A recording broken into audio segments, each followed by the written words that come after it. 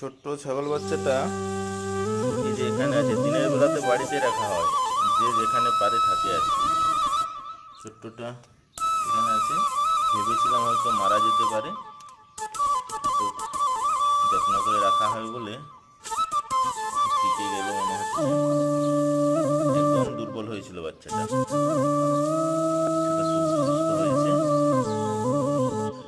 এই বাড়িতে দিনের বেলাতে আমরা আমাদের বাড়ির ভিতরে রাখা হয়, ছাগলের ফার্মের ওখানে রাখা হয়নি, কারণ ওখানে রাখলে ওই আরও বাচ্চা আছে, তো তারা হয়তো হুড়াহুড়ি করে দিতে পারে, বা তারা